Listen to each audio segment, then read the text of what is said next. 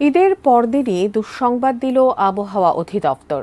সংস্থাটি বলছে, দেশের কয়েকটি অঞ্চলের উপর দিয়ে ঘন্টায় 60 কিলোমিটার বেগে ঝড় বয়ে যেতে পারে। সেই সাথে বজ্রসহ বৃষ্টির পূর্বাভাসও দিয়েছে তারা। পাশাপাশি সেসব এলাকার নৌবন্দরগুলোতে সতর্ক সংকেত দেখাতে বলা হয়েছে। কোন কোন অঞ্চলের উপর দিয়ে বয়ে যাবে এই ঝড় জানাচ্ছেন সহকর্মী এসআই রাজ।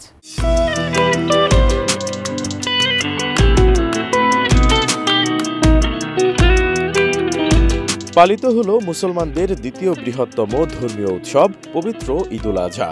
সোমবার ঈদের নামাজের পর মহান আল্লাহ তাআলার নৈকট্য লাভের আশায় কোরবানি করেন লাখ লাখ মুসলিম।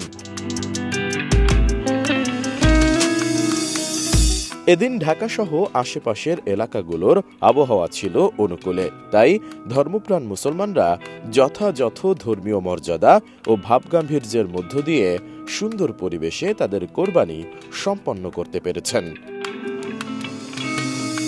তবে ঈদের পরের দিন অর্থাৎ মঙ্গলবার দেশের 4 অঞ্চলের উপর দিয়ে ঝোড়ো হাওয়াসহ অস্থায়ীভাবে বৃষ্টি অথবা বজ্রসহ বৃষ্টির পূর্বাভাস দিয়েছে আবহাওয়া অধিদপ্তর। মঙ্গলবার ভোর 5টা থেকে দুপুর 1টা পর্যন্ত দেশের অভ্যন্তরীণ নদীগুলোর জন্য দেওয়া পূর্বাভাসে এমনটি জানানো হয়েছে।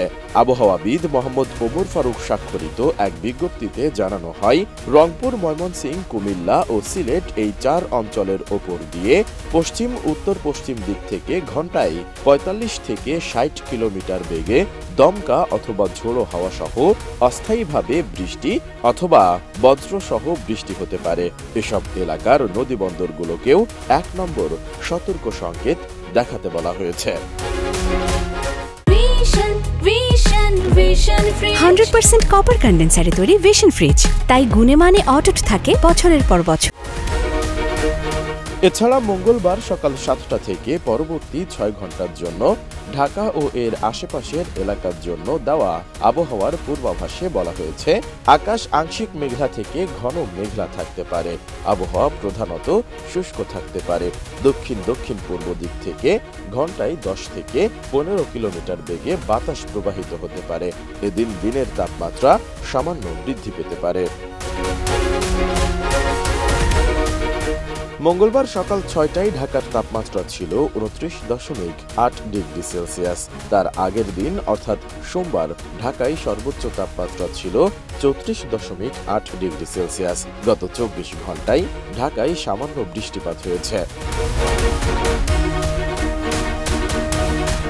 এদিকে মৌসুমী বায়ু বাংলাদেশের ওপর দিয়ে মোটামুটি সক্রিয় এবং উত্তর বঙ্গোপসাগরের অন্যত্র মাঝারি অবস্থায় রয়েছে। ফলে আগামী 5 দিনে সারা দেশে বৃষ্টিপাতের প্রবণতা বৃদ্ধি পেতে পারে এবং যেসব এলাকায় তাপপ্রবাহ চলছে তাও প্রশমিত হতে পারে বলে জানিয়েছে আবহাওয়া অফিস।